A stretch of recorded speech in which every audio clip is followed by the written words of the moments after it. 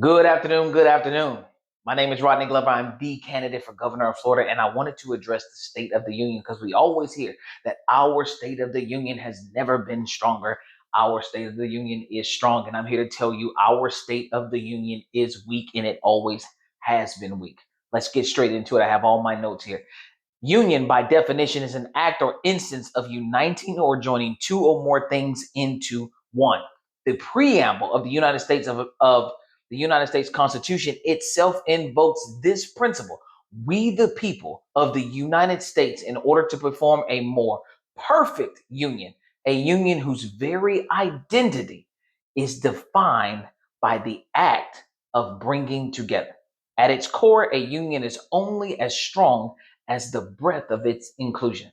The United States Constitution was signed September 17th, 1787. Ladies and gentlemen, that is our governing document. Whenever you hear citizens say, well, what about the Constitution? Well, this is against my constitutional rights. That's because it is the core governing document that we built everything else off of.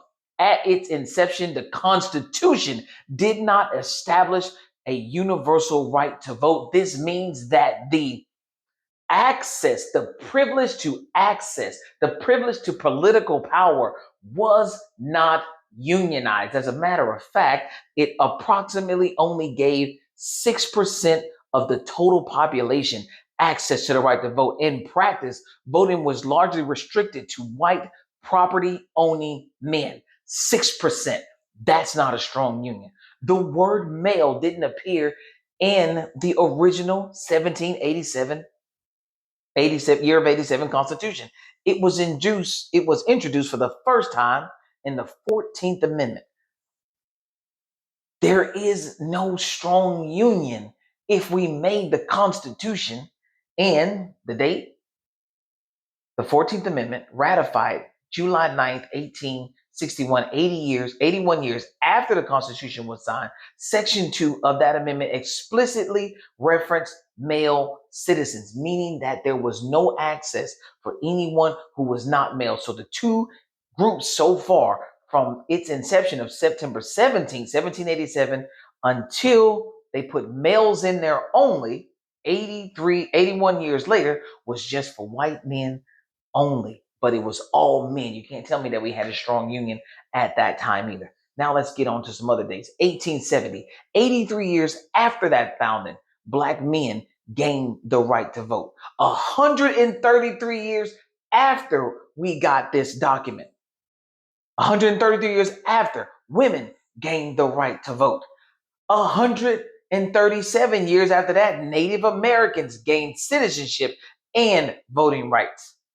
165 years after that, Asian Americans gained full voting rights. 174 years after that, Washington, D.C. residents gained presidential votes. 177 years after that, that's 1964, 177 years after that, poll taxes abolished in federal elections. 178 years after that, 1965, the Voting Rights Act enforced the 15th Amendment. 1971, 184 years after that, citizens aged 18 to 20 gained the right to vote.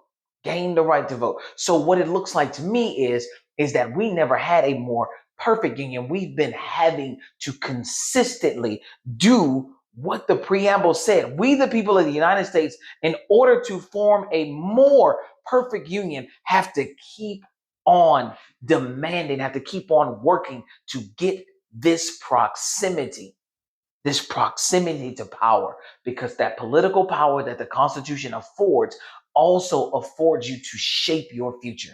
That's why it's important for you to understand this.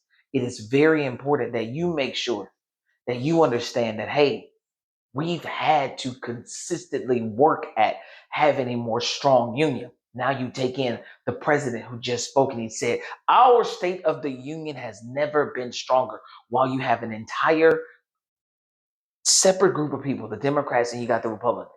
And you have this group that you cannot bring together, therefore throwing the idea of union out the window. But apparently it is difficult to say that right now our State of the Union is not healthy because we have not been able to compromise. We've not been able to bring in this other group. We've not been able to do that. So it's a proximity to power. And if indeed we've all been fighting to consistently get ourselves, we the people have been fighting to consistently form a more perfect union, where are you when they say that our union has never been stronger? Where do you stand when you hear those type of statements? I've given you the data, and the only way that you can refute this data is to either change history or change the definition of words.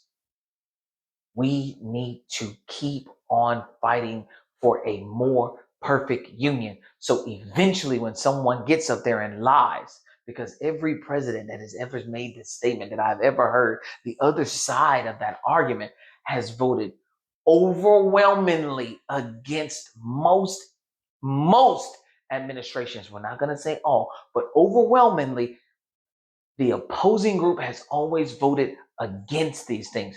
Where does that leave the citizens who don't get to vote at all, trying to figure out this more perfect union? This is why I'm pushing you, and I'm imploring upon you to understand this history and understand what we've had to do, how far we've had to go. You've heard the years. 1787, all 184 years it took to get ages 18 to 20 to right to vote. 184 years. We haven't yet finished this. So we have to keep pushing. We have to keep working at this. We have to, and we have to recognize, we must recognize our weaknesses. Our State of the Union may be weak today, but as you can see throughout history, we've been fighting to make it stronger. We're not there yet. And we don't know how long it's going to take. But from where we were to where we are now and where we can be in the future, if we continue to diversify and include in this political equity that gets to shape our lives. Y'all have got to start understanding that these words, do not let these DEI is bad. Ladies and gentlemen, in 1787, there was no diversity in the Constitution. This meant that there was no inclusion of of 94% of the people who were here. So you could not get the political equity that comes with having proximity to that power to be in or be represented by the Constitution if you got the access. So there is history here that never needs to be forgotten. There is so much data that I left out just to bring you those numbers, just to bring you that time frame, just so you can understand that, hey, we've been fighting to get access to try to build a more perfect union for over 184 years. This is when the Constitution came into play. We got a long way to go. So strap in and just keep on understanding that, hey, we should be fighting for more access, more control, especially at the citizen level. Citizens, you need to be fighting for more access and more control. And in the state of Florida, I'm going to give it to you. You make sure you get out there, you get to my webpage, you get my petition done, and you get it over there to that supervised elections office. Because this is going to decide how long we're going to keep having to wait to get this stuff in place so that we can continue to work towards the diversity and the inclusion that was necessary to give us the equity that's within the power, that Constitution, that founding document, that founding governing document that we have. It's that important for you to lock in. It's that important for you to not think that it's not worth it. I'm telling you, it's worth it, because look at where you are today and look how far we've come. Oh, it's worth it, because we're well over 200 years. And in 200 years, we've made some really good great strides, but we're not done by far. And I'm here to keep pushing that along. Thank you for your time.